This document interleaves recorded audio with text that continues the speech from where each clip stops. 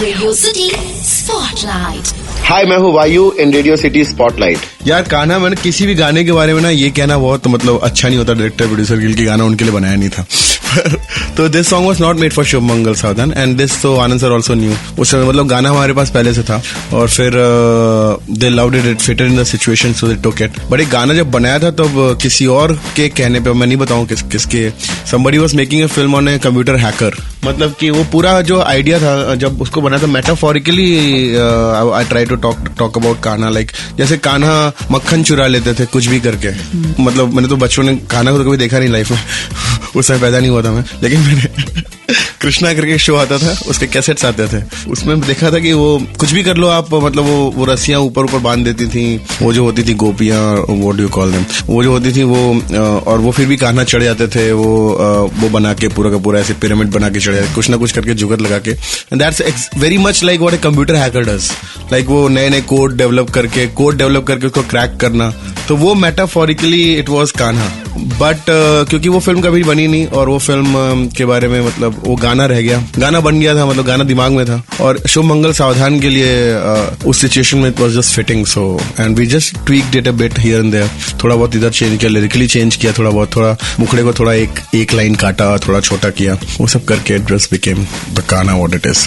मतलब in fact treatment wise also it was very different in my head when it was computer hacker song, it was a very different song. When it came in Shubmangal Sawadhan, it became very semi classical kind of a thing. Radio city spotlight. Hi, मैं हूँ वायु इन radio city spotlight. हाँ, मतलब change my life in अ वे कि I got more focus towards making songs. Before that I was like doing random things whatever I would feel.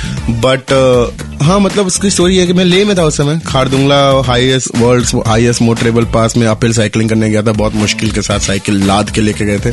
हमने uphill भी किया और डाउनहिल भी किया। बन्नो इसलिए नहीं आया, बन्नो असल में तो हमारे ट्रैक था ऊपर रहने दे करके, it's an underground hit you can say. और मैंने कुछ गाने ऐसे बनाए हुए थे, एक फिल्म आई है अभी आई है फिल्म एक ढीठ पतंगे, उसके गाने बनाए थे, तो वो गाने बनाए थे। तो उस समय वो आनंद सर ने सुने थे, तो आनंद सर ने कहा कि ये जिन लोगों ने ये गाने बनाए हैं उनको बोलो कि मुझे तनु वर्स मनु के लिए पिच करें। सो दे सेड कि पिच इट। सो वो पिच का बारी आई, मेरे दोस्त ने मेरे को फोन किया वहां ले में कि भाई तेरे को बोला है उन्होंने कि गाना बना।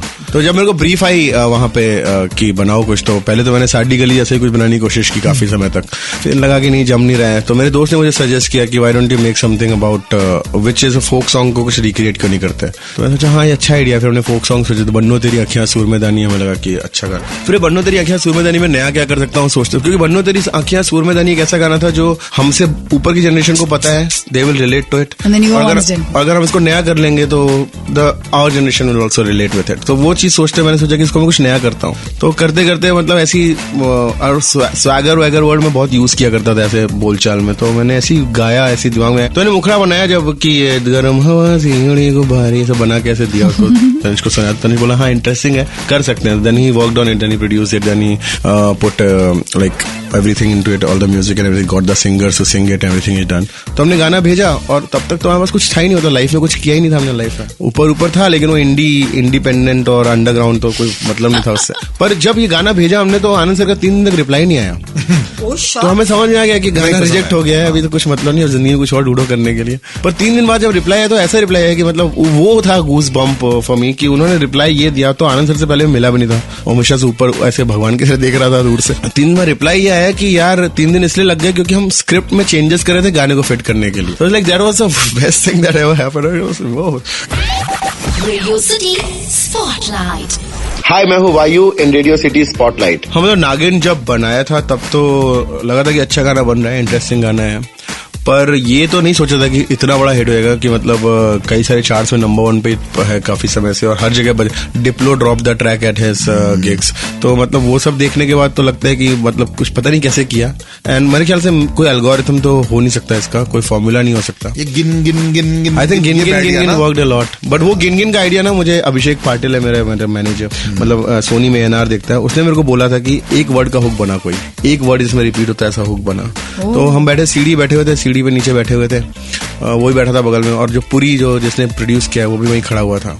तो मैं उसने ऐसे ही बोला मेरे को एक वर्ड का हुक बना, तो मैं ऐसे सोच रहा था क्या बनाऊं, तो मतलब मेरे ख्याल से 5 मिनट भी नहीं लगे होंगे, ऐसे दिमाग में ऐसे line I, it's been long, और बीन लॉन्ग और बीन, तो बिन लॉन्ग से इट्स बिन लॉन्ग तेरी बीन सुने परदेसी, है ना, बीन सुने, इट्स बिन लॉन्ग तेरी बीन सुने परदेसी, नागिन दिन गिन गिन गिन गिन गिन। अभी गिन गिन का भी जो है ना रिपीटेशन, ये कोई टाइम नहीं है, सिर्फ उस पे है, मतलब उस पे बार के हिसाब से जितना आया। मैंने सोचा कि इसको 12 बार बोलूंगा, 10 बार बोलूंगा, 11 बार बोलूंगा कि 6 बार बोलूंगा, वैसे नागिन दिन गिन गिन गिन गिन गिन गिन गिन गिन गिन गिन गिन मर गई नागिन 12 times I think. हाँ, दिन को हटाओ तो 11 बार आता है। पूरे गाने में गिन जो वर्ड है नागिन का हटा के वो 110 बार है। तो मैं ना हमेशा कोशिश करता हूँ, मैं वो गाने बनाना चाहता हूँ जो मैं सुनना चाहता हूँ। तो मुझे किसी पर्टिकुलर टाइप का गाना सुनने का मन है तो मैं वैसा गाना बना लूंगा। जैसे बताया ना, कार चलाते चलाते जब म्यूजिक नहीं बजता है तो मैं खुद ही गाने लगता हूँ।